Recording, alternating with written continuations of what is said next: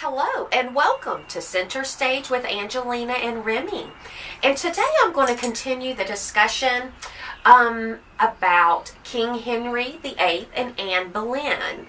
So stay tuned.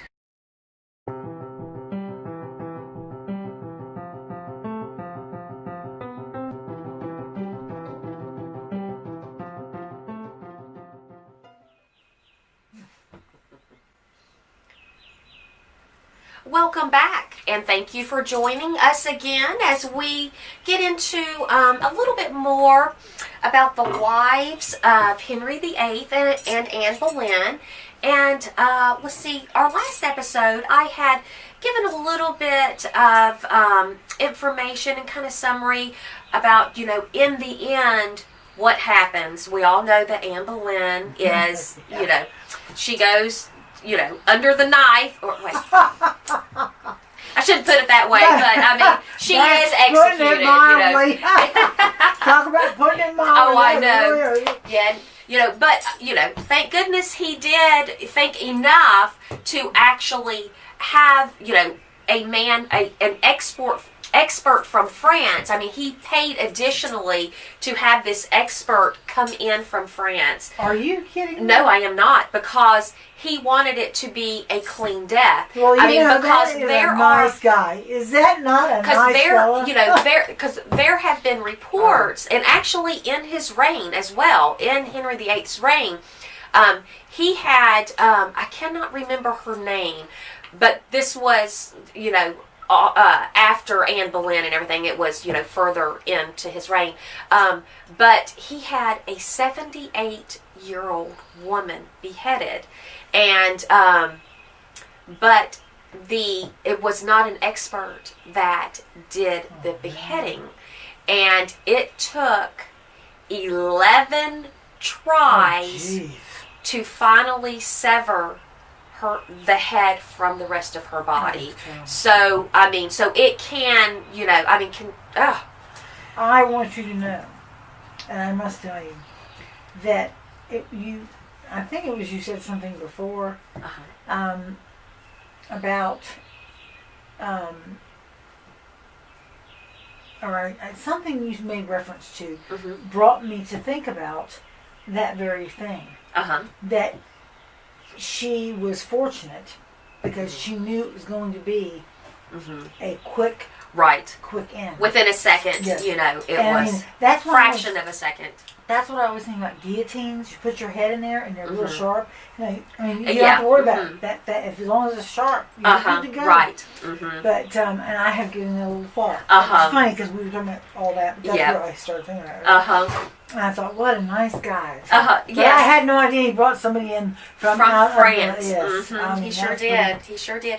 And in the image that most people have about King Henry VIII is what is mostly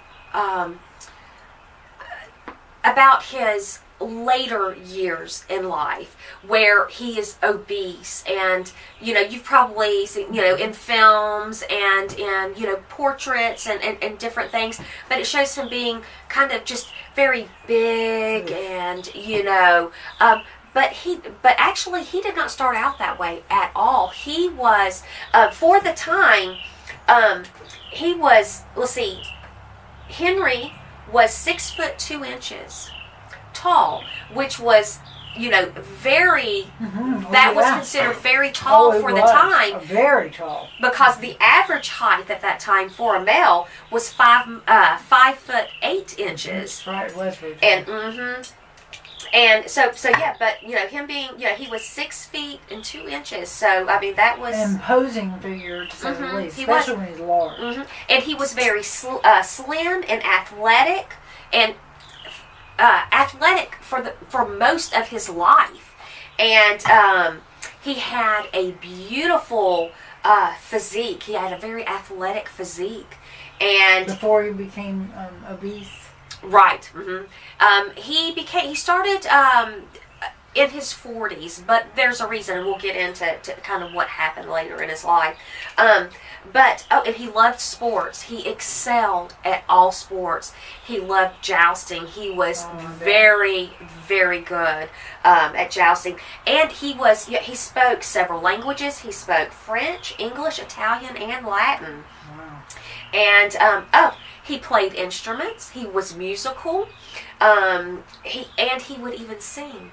They said that he had a very a lovely singing voice. Wow. He had a lovely singing voice. And as a matter of fact, a Venetian diplomat wrote, and this is quoted, the handsomest man I ever set eyes on, with an extremely fine calf to his leg, his complexion very fair, and a round face so very beautiful that it would become a pretty woman. So, a diplomat had written this about King Henry, and if I'm not mistaken, I think he actually wrote that he became king when he was 18, and so this may have been early on, but I mean, he was a very handsome man. And because he was never meant to be king. He was actually the second son of Henry VII. And so he wasn't, kind of primed the way his, brother Arthur was to become king, because, he wasn't meant to be king. Henry wasn't meant to be king. And so he was brought up with his mother and his sisters, and so they said that he had a very caring disposition about him, and that he was very close to his grandmother, and and that so he and he was a romantic at heart, and they think that is probably because of his upbringing, that he had very close relationships to the women in his life.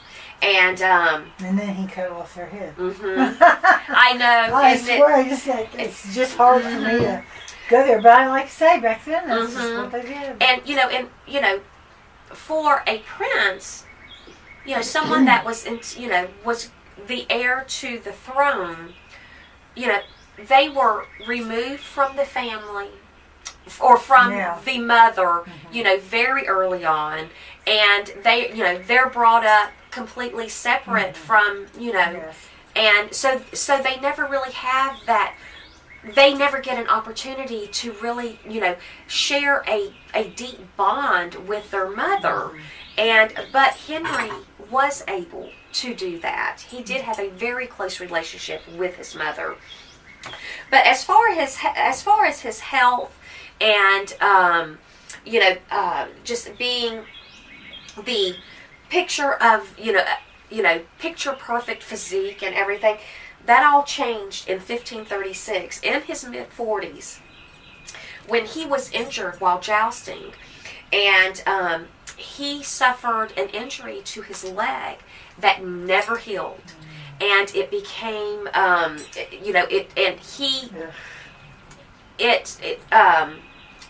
what's the word I'm trying to think of?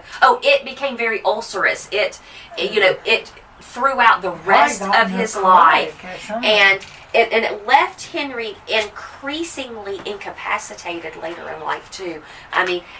So much to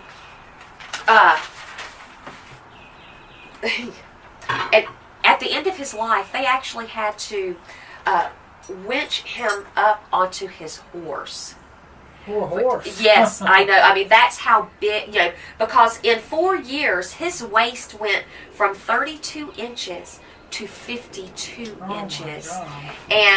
But by the time of his death, they had to actually, hoist him up with a winch onto his horse. That's how large he was. But, it was because he was so sick. And they also think that probably had a lot to do with his delusions and becoming so, cruel and everything. It was because he was sick. Yeah. He was constantly dealing with this chronic pain. Well, that's chronic pain. It's some wise person then told me, it makes you crazy. It does. It sure does. And and to him have what he had to deal with as far as I mean, he's running a country, but then at the same time, he's having all these illness, this continuous pain that from my understanding and what I've read in the research, I mean, it was very, very painful. It was it was quite painful.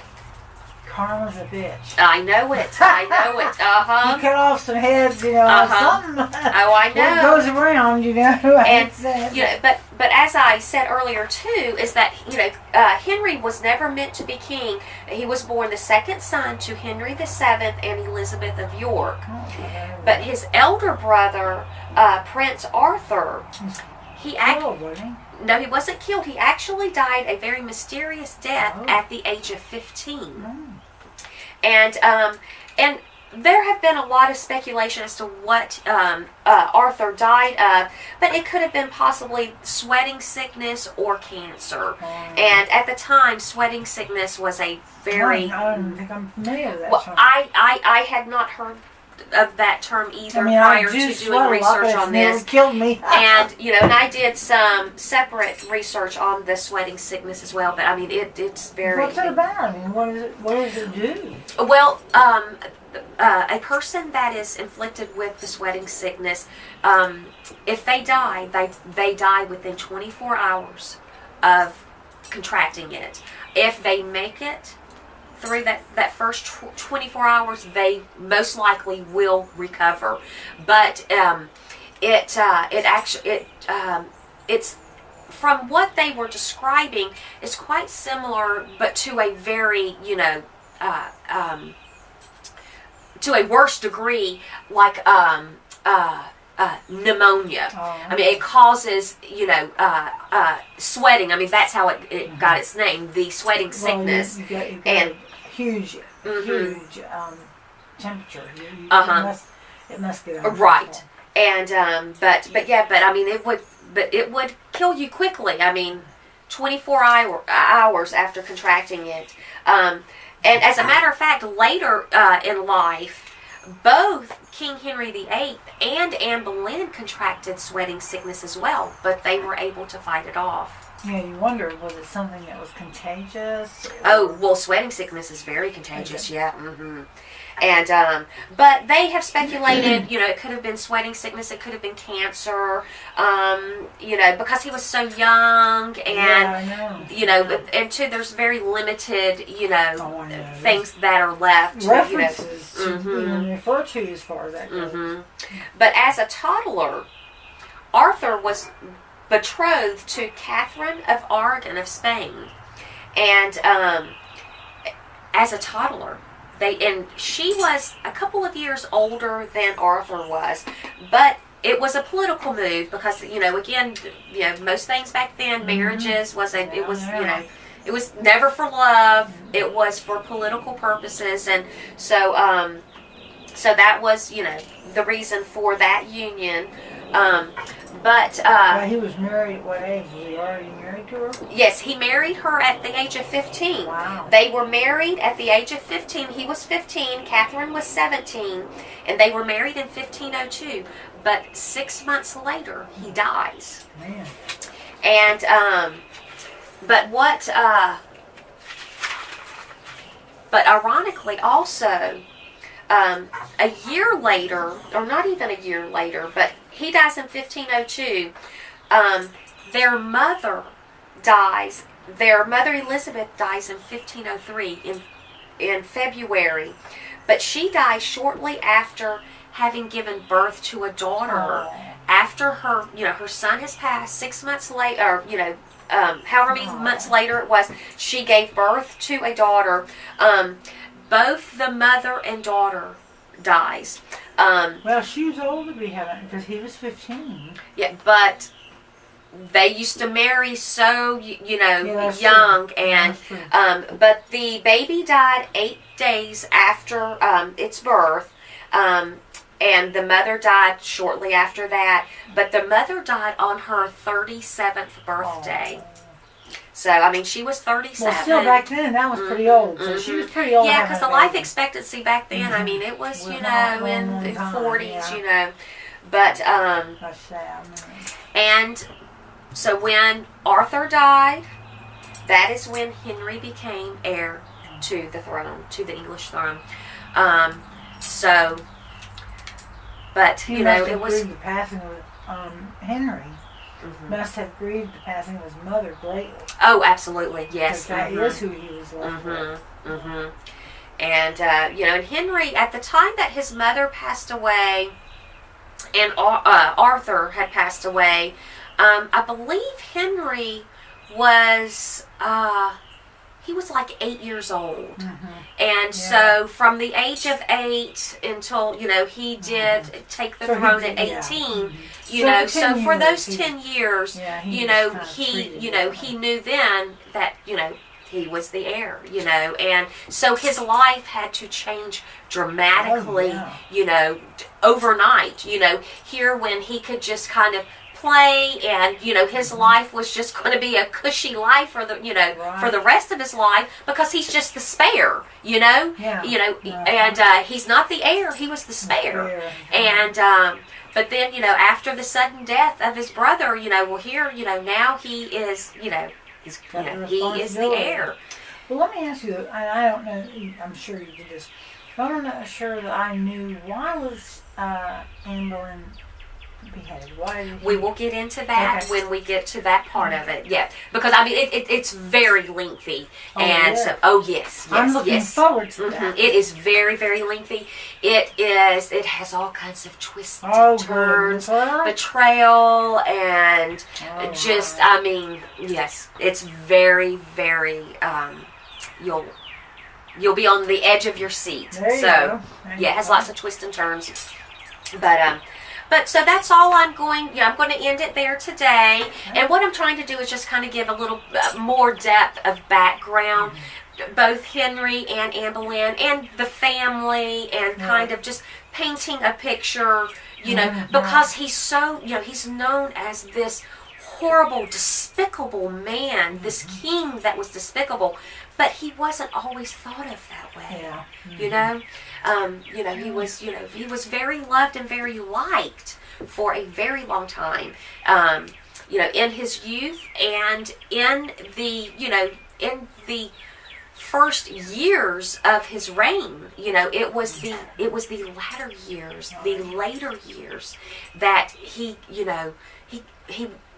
just turned into someone that was that was just unlike himself. Yes, and he changed. And I think a lot of it was his, the health condition, with that ulcer, that just never healed. So then he's in pain for that, and then getting obese. Right, because he can't do the things that he so loved and enjoyed, and who knows though how well that might have healed if he had taken good care of himself and not overeat. You know what I mean? It helps you. Well, but for years, I mean, he struggled with it. I mean, it was 4 years later that he had gained all the weight, and it was from dealing with. Yeah, I know that. But when the injury happened, I mean, he was very healthy. But he was still, he may have healed if he hadn't healed better. If he hadn't gotten. I think for that time, that was just something that that could not be treated well. Maybe they didn't even know what made you get fat either. Cholesterol was not an issue back then. But actually, that's another thing. He was a very picky eater. He was very meticulous about the things he chose to eat, and he was always very conscious of the image he knew that he had to portray, and that he, so he was always very self-conscious. So how old was he when he got his leg hurt, when his leg was hurt? He was in his mid 40s. Oh, really? Mm-hmm. So he was No, fit. he was in his early 40s, and then by his mid 40s is when he had gained all the weight and everything. But That's too bad. but he was. It's been quite interesting. So he was in good shape when Oh, he he got hurt. was. Yes. He was in the prime. He was That's a why prime I'm not specimen. jousting anymore. Yeah, no more jousting. No more jousting for me. But anyway, so just stay Very tuned for it's I've really enjoyed, and like I said, I've researched this a couple of years ago, when I first something sparked an interest, and I did some initial research way back then, but here recently is when I've gone into really gone deep into it and trying to come and it's been very fascinating. I've really enjoyed the journey of it. So, well, thank you for joining us today, and please like and share, and we'll see you guys next time.